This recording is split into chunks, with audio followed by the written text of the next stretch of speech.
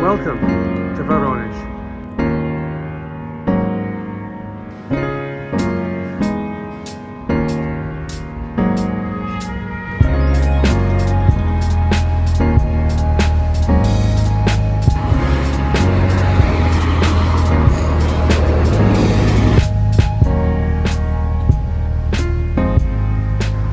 What's up guys, welcome to another video. Today I'm in Voronezh. Voronezh is the capital of Voronezh Oblast and is the 14th biggest city in Russia with just over 1 million people. For just 1,000 rubles I got a train here overnight, 7 hours from Moscow, 500 kilometers, and I'm here. I've arrived at the main train station here in the city. This city was founded in 1585 as a fortress to protect trade routes from north to south being attacked by local hordes and Crimean Tatars. And then later in the 17th century it grew and grew to a sizable city as a dockyard was built here, so many people came here to work on the dockyard. Actually at one point it was the largest city in southern Russia because of this trade and also the fertile land. During World War II, this city was occupied by Nazi German forces and the city was almost completely destroyed, with 92% of buildings being devastated.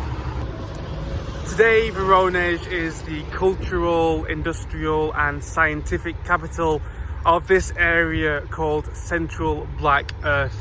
It's known for that name because of the incredibly fertile ground in this area, which has been used for farming for centuries. I've just arrived at the main train station, Voronezh 1, which you can see behind me.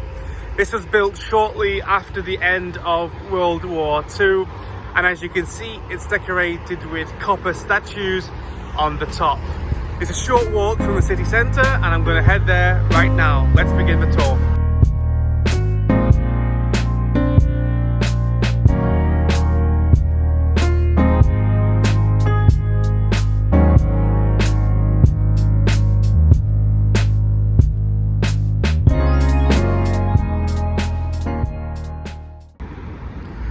Like in every Russian city, we start the tour today in Lenin Square, here next to the statue of Lenin. Lenin Square here in the city is right in the center and is the home of the government of the Voronezh Oblast, the Voronezh region, and this is where the office of the governor of the region is too. There's not much else on this square apart from a huge library over here and over here a theatre. So now we're in the center of the city, it's time to go and explore. Let's see what else I can find.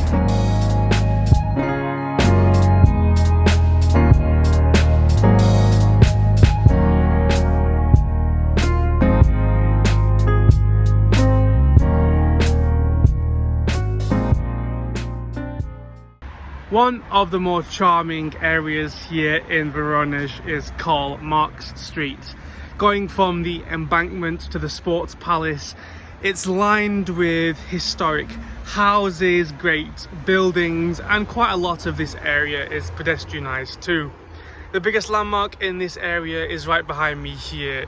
It's a stone bridge built in the 1820s when this city was being beautified. This bridge was built over a ravine and it really stands out in this area as something unique. Something I've never really seen in Russia before. Something I expect to see maybe more in England.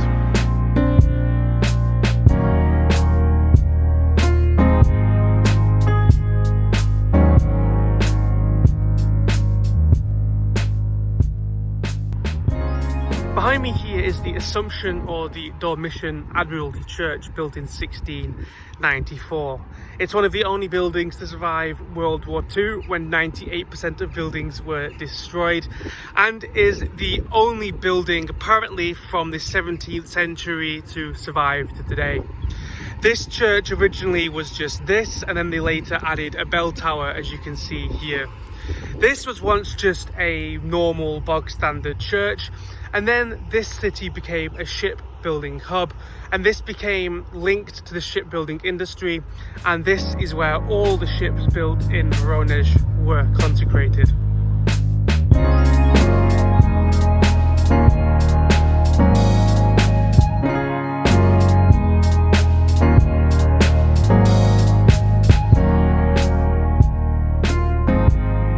Behind me here is the #1 tourist attraction in Voronezh. It's a boat museum. It's an exact replica of the first ever boat to be built for the Russian Navy here in the 17th century. It was built here in Voronezh, and nowadays this boat serves as a museum. You can go on and see how tough life must have been for those Navy shipmen fighting in the wars of the Azov Sea all the way back in the 17th century. I highly recommend having a look on this boat if you're interested in that era of history, the era of Peter the Great and those wars in the Black Sea.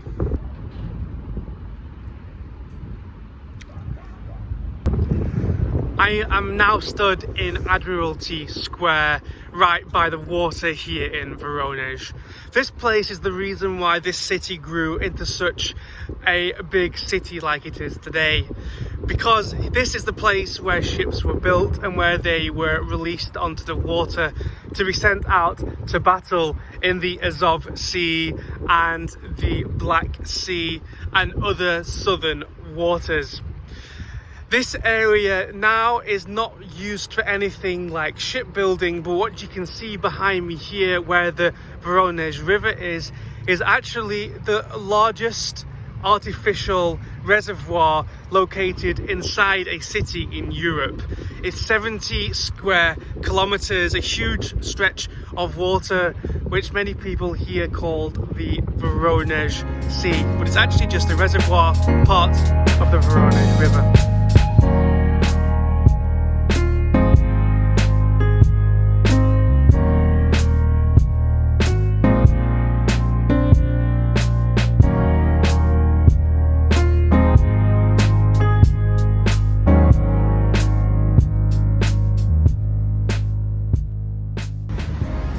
At the beginning of the main street here, Revolution Avenue, is this square. This square is called Petrovsky Park, named after the statue of Peter the Great, Peter the First, the Tsar of Russia. He is the man who made this city what it is today, building the first ever dockyard here in this city. This statue here was originally unveiled in 1860 until World War II, when the Germans came here, invaded the city, destroyed most of it, and melted down the statue of Peter the Great. In 1956, it was remade and put back rightfully in its place here in Petrovsky Park, the exact same height and almost the exact same look, except this statue is Peter the Great when he was young. It's when he first came to the city, the age he was then. The original Peter the Great statue, he was much older towards the end of his time as Tsar. Right next to the statue of Peter the Great is this, a very beautiful fountain which supposedly is lit up at the night time, and I'll be sure to come and have a look at that in a few hours. I also read that in this spot is where Voronezh has its city Christmas tree, New Year tree in December and January.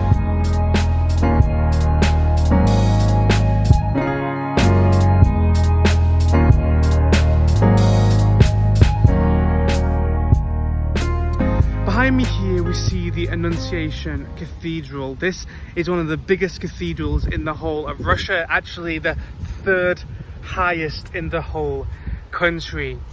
This church was first started being built in 1999. It took 10 years to build and it was completed in 2009. But way before 1999, in the 17th century, there was actually a wooden church which used to be in this exact location.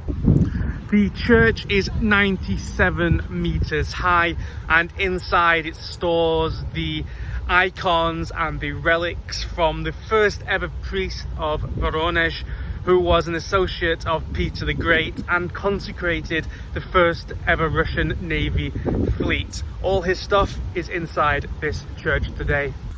His name was Saint Mitrophany. There is a statue to him here right next to the church in this beautiful garden, which is known as the 1st of May garden.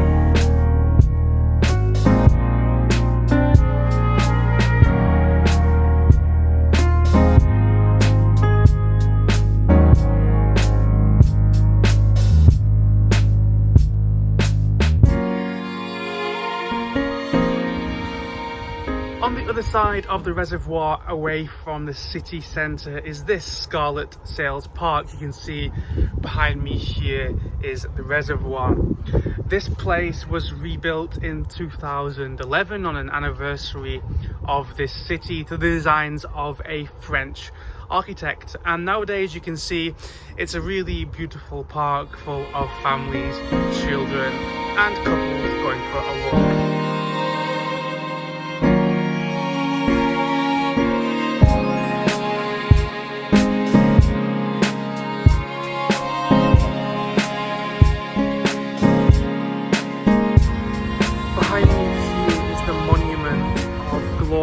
A memorial to the thousands of people who died fighting, defending Voronezh from Nazi Germany. This monument complex has a mass grave of over 10,000 people, and nowadays it's a pretty unique monument to the memory of those people who died fighting for their country and defending their city.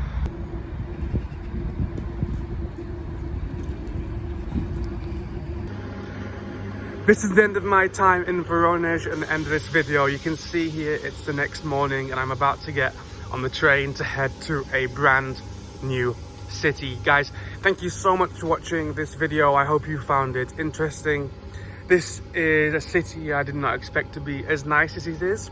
I heard some very bad things from people before I came and I actually quite enjoyed it. I hope you did too. So guys, thank you for getting so far in this video. If you did like it, I'd love you to press like. If you're from Voronezh or from this area, please give me a comment. How do you think that I portrayed your city? And if you are interested in seeing more videos about other cities around Russia, about Moscow, and about my life living in the biggest country in the world, I would really appreciate it if you gave me a subscription. Thank you and goodbye.